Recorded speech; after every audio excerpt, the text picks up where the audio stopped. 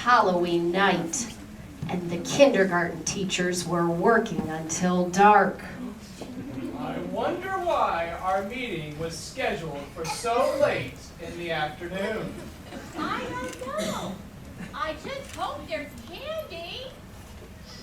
The teachers walked down hallways that were decorated with jack-o'-lanterns and bats, their footsteps echoing and fading into the night. When they passed through the Marsh Gym, a sudden chill surrounded them, and they hurried on to the Cohen Common Room.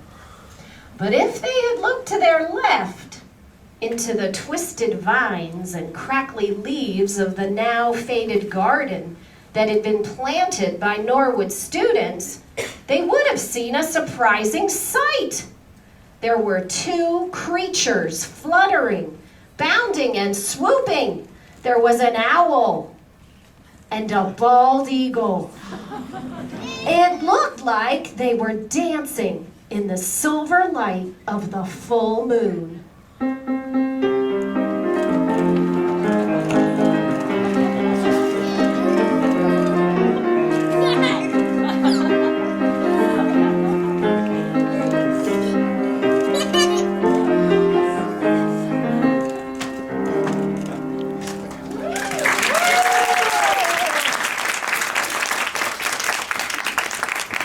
Meanwhile, the kindergarten teachers arrived in the Cohen Common Room to find it dark and deserted. "Where is everyone?" asked Mrs. Lee. "Well, let me check my email and see if we're in the right place," replied Mrs. McCoy. But Mr. Morgan and Mrs. Caruso were staring into the band room. "Is there someone in there?" asked Mr. Morgan. "I see shadows sliding around," said Mrs. Caruso. "Is it a surprise party kind of meeting?" They all rushed to the door. No one here," said Mrs. McCoy. "And my email is not coming up. But I think we're supposed to be in the multi-purpose room." The teachers left. But in the band room, shadows separated and tiptoed across the floor of the common room. So light on their feet, two ninjas seemed like they were flying. They were followed by two police officers, a Scottish knight and a cowboy. They all seemed to be searching for something.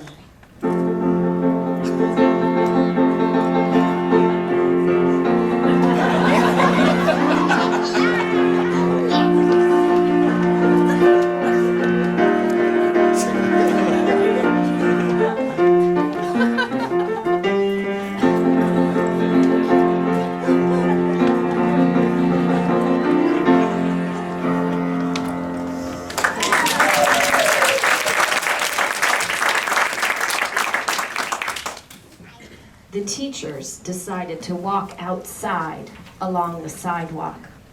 Ribbons of moonlight lit their way, so strangely bright and outlining everything in a magical glow. Occasionally, shadows crossed the moon, but there were no clouds in the sky that night, just shapes of a different kind. "Look up, kindergarten teachers. Something is on the roof of the school. What could climb so high? It looks like superheroes." There were two Iron Men, Wonder Woman, and Superman. They flew overhead with amazing swoops and leaps, eventually landing on the field.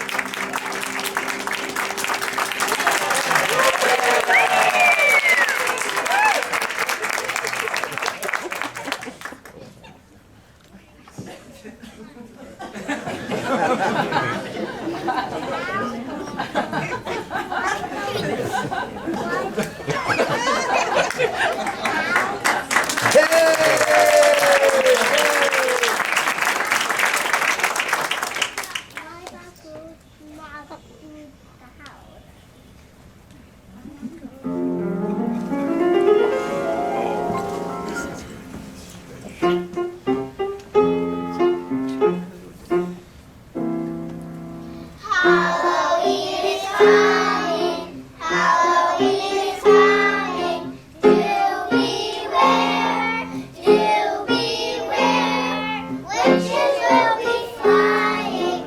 Cats will be meowing. Everywhere. Everywhere.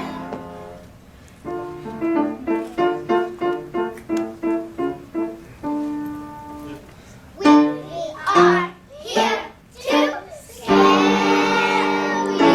We are here to scare you. We are here to scare you.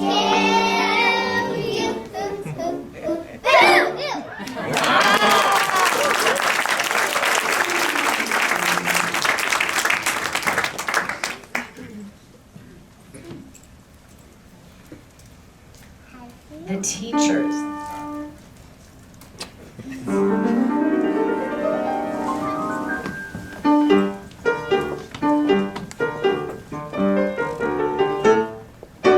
Around the block and up the street, the ghosts and goblins and witches meet. We're here and there and everywhere, and all together we're gonna scare you. Behind the tree and up and over the fences we. We're here and there and everywhere, and all together we're gonna scare you.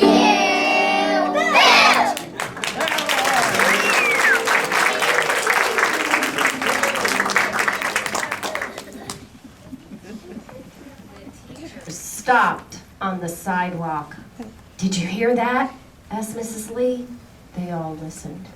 A light breeze tickled by, carrying whispers of leaves. I heard something, said Mr. Morgan, as a stronger gust of wind arrived with a creak and a groan. Let's go, said Mrs. McCoy and Mrs. Caruso, and they ran toward the lower school entrance. They ran so fast they didn't hear the giggles on the playground, where some Halloween characters skipped between the swings and skidded down the slides. The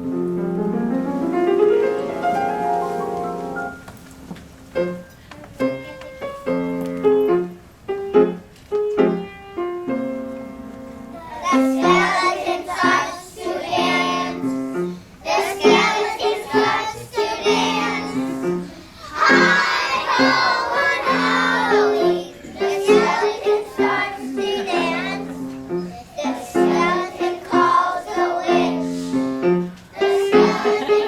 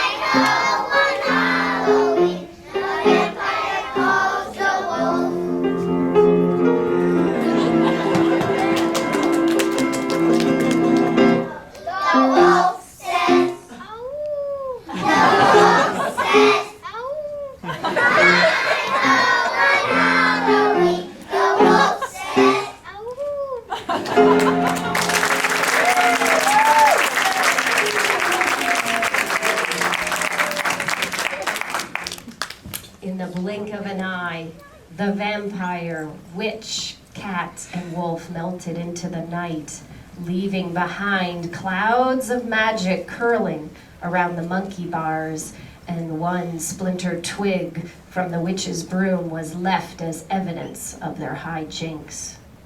But why did they run away so quickly? Was there a disturbance in the forest as a hooded huntress and the Queen of Narnia strode through the trees, maybe chasing the fading enchantment? Or perhaps it was a disturbance in the Force as a stormtrooper and Darth Vader zoomed through the sky, coming to land in the field below.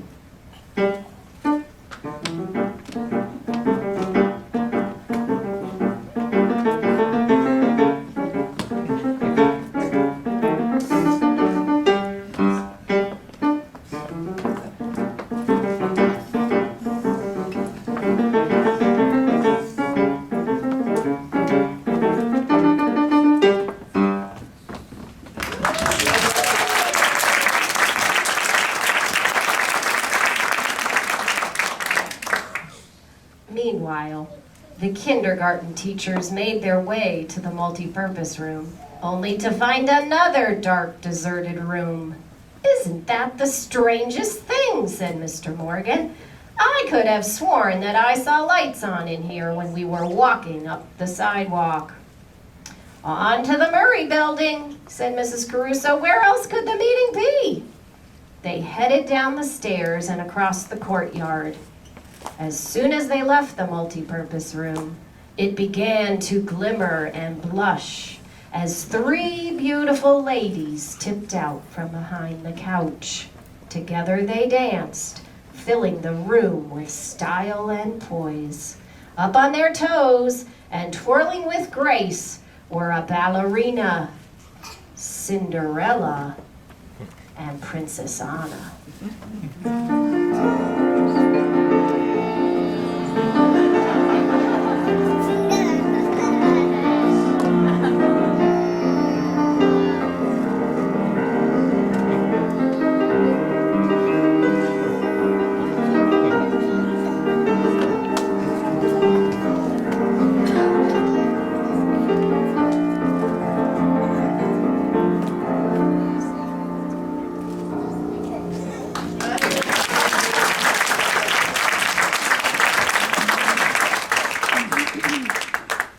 As the teachers headed into the Murray Building, they definitely heard loud noises, excited noises, but not teacher meeting kinds of noises.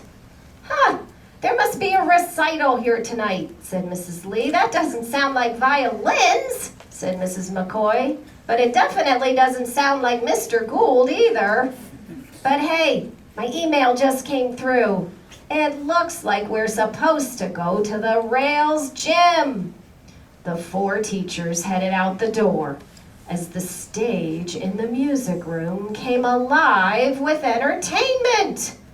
A steampunk violinist almost blistered her strings as she played for the one, the only, the King Elvis. On the other side of the stage, Jeff Gordon and a Nationals baseball player were showing off the sporting moves that made them winners.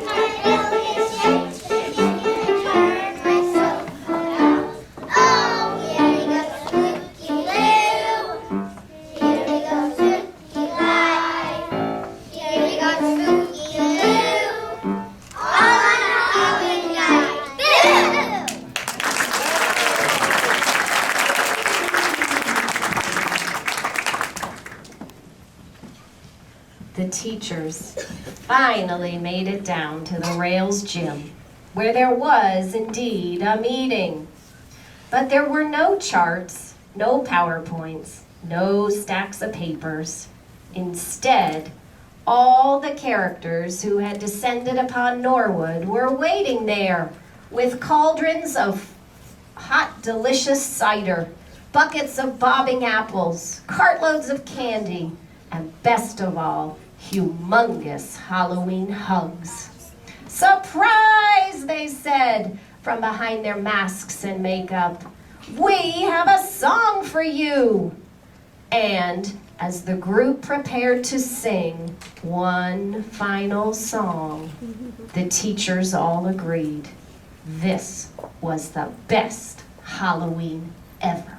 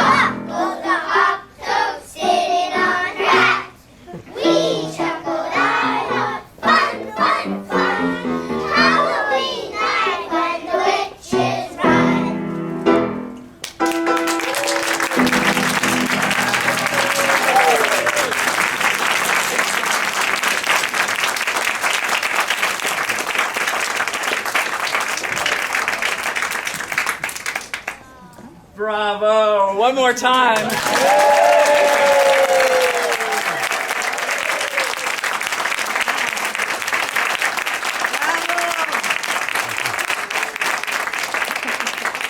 and girls, you did a fantastic job. Why don't you guys sit down just for a minute? You can tell all their personalities come out, right? It's wonderful to see these guys and to see them perform and do such a beautiful job. I know Miss O'Neill did some thank yous, but I want to make sure I do some thank yous as well. First and foremost, I want to thank Maria Listowski. I've had the good